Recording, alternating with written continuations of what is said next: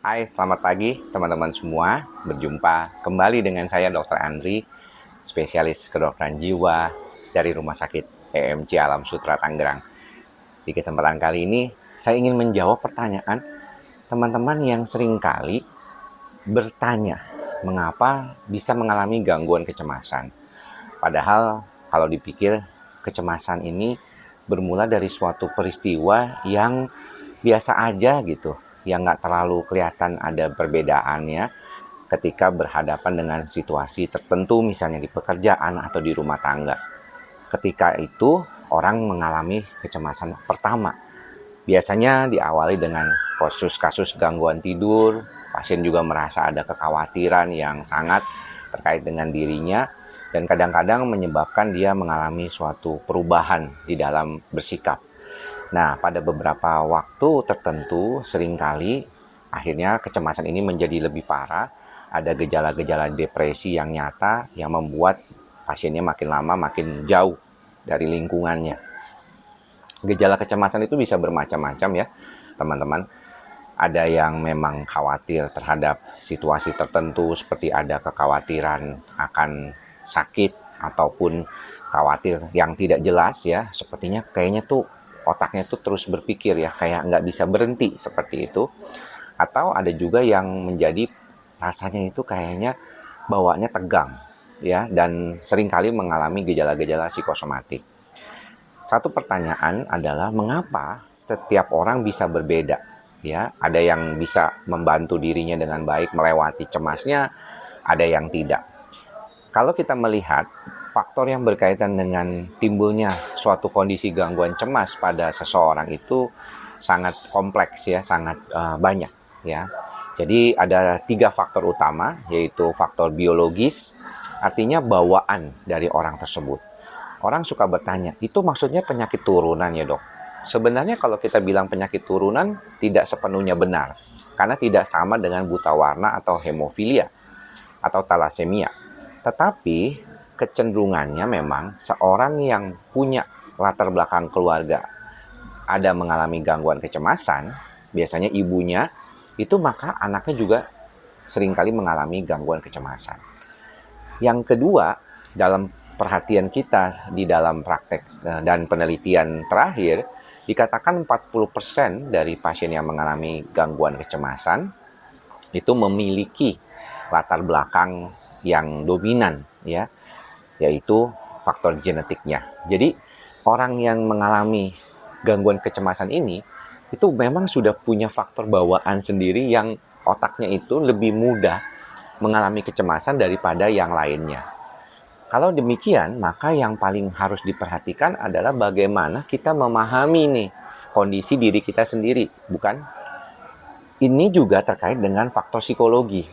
Apa yang dimaksud dengan faktor psikologi? Faktor psikologi ini bisa berkaitan dengan pola asuh.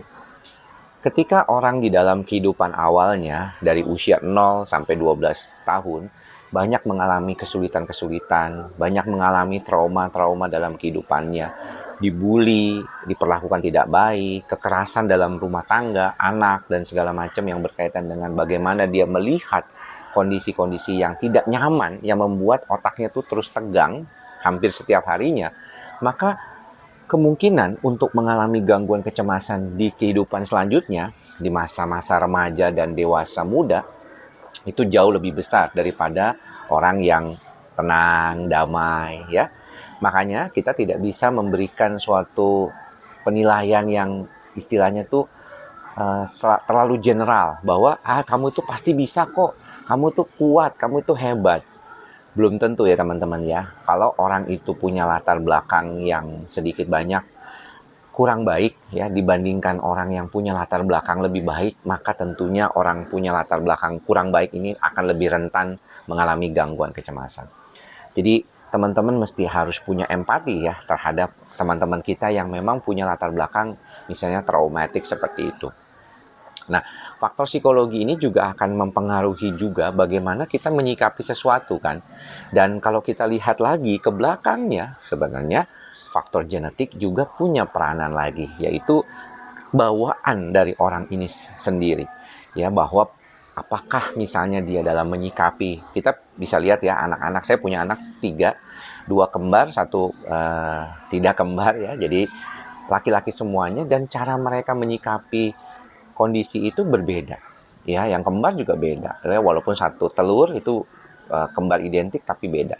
Inilah yang sebenarnya bisa kita bedakan di dalam bagaimana penelitian terkait dengan genetik sendiri mempunyai kekhasan. Masing-masing individu punya karakter kepribadian sendiri-sendiri yang memang bisa juga dikaitkan atau dikembangkan dari lingkungan maupun dari pola asuhnya.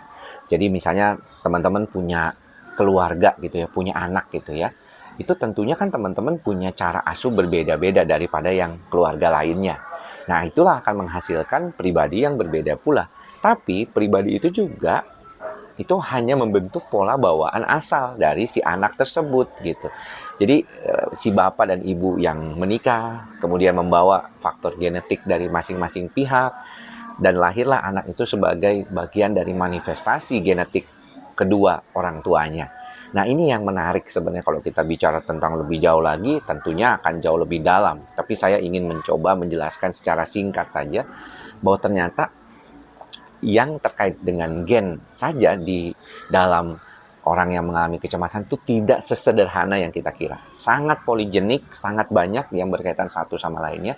Untuk daripada itu kita perlu membantu diri kita untuk lebih baik dari berbagai segi juga. Bukan cuma dengan obat, makanya saya suka bilang, ayo kita lakukan hal-hal yang bisa membantu diri kita, menerapkan mantra kita, bukan cuma mengingat dan menyebutkannya, ikhlas, sabar, dan sadar di dalam manifestasi kehidupan kita sehari-hari. Karena nantinya yang faktor selanjutnya yang mempengaruhi orang mengalami gangguan kecemasan adalah faktor lingkungan sosial.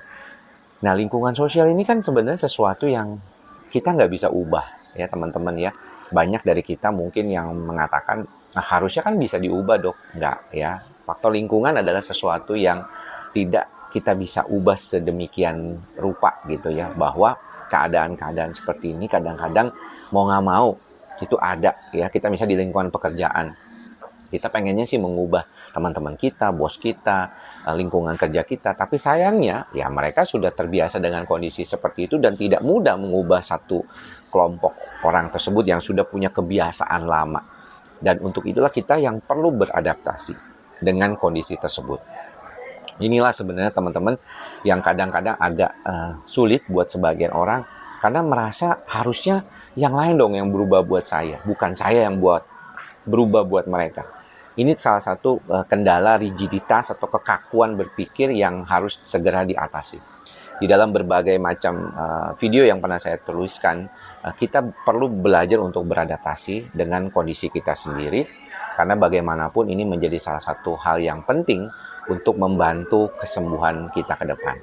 Jadi tadi saya sudah sebutkan beberapa faktor yang berkaitan dengan masalah-masalah kecemasan terkait dengan kondisi genetik. Di awal saya sudah jelaskan detail ya, mudah-mudahan teman-teman cukup memahami ya bahwa sebenarnya bukan artinya turunan. Belum tentu ibu dan bapaknya itu gangguan cemas, anaknya mengalami gangguan cemas, tapi tentunya dia punya kerentanan atau kecenderungan lebih besar daripada yang bapak ibunya tidak ada atau tidak mengalami gangguan kecemasan. Yang kedua adalah faktor bahwa genetik itu memang sering kali ada di dalam setiap orang. Dan ini yang membuat dia atau berbeda dalam cara dia menghadapi atau beradaptasi juga dengan lingkungannya.